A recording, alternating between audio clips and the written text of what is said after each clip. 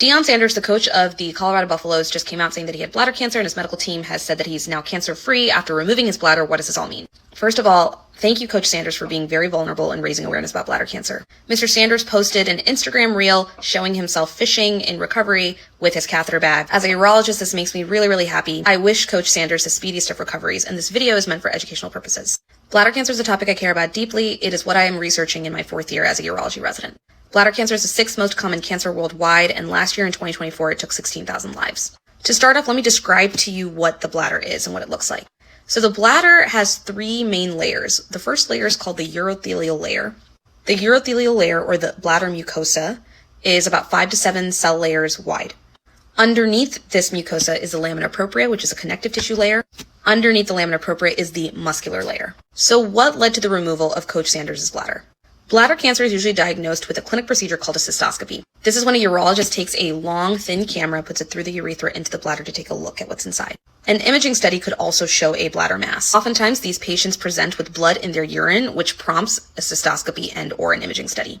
If something concerning is seen on imaging or on cystoscopy, the patient is then taken to the OR for something called a TURBT, or a transurethral resection of the bladder tumor. Here, we take a long scope with a loop at the end of it that can then scrape off the bladder tumor. This tissue is then looked at under the microscope by a pathologist. They will determine which layer of the bladder wall the cancer has reached.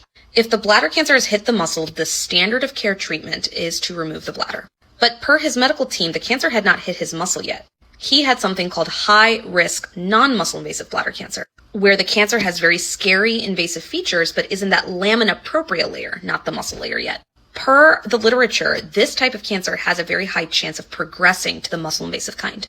And once it gets to the muscle, then the survival of the patient decreases. So even if this kind of cancer hasn't hit the muscle yet, if it keeps coming back or doesn't respond to treatments, then the patient and their urologist can have a conversation about proactively removing the bladder. When they remove the bladder, they also remove the lymph nodes to where the cancer is most likely to spread. If the lymph nodes don't have any cancer in them and the cancer in the bladder hasn't hit the muscle yet, then the 5-year survival outcomes are very good. But then how do these patients pee? Kidneys are connected to the bladder via the ureters. The ureters are either hooked up to a continuously draining pouch called an ileal conduit, or they're hooked to a newly made bladder pouch. Both of these options are made from your intestines. I hope this helps, and once again, thank you, Coach Sanders, for raising awareness. If you or a loved one has blood in their urine, please see your primary care physician immediately.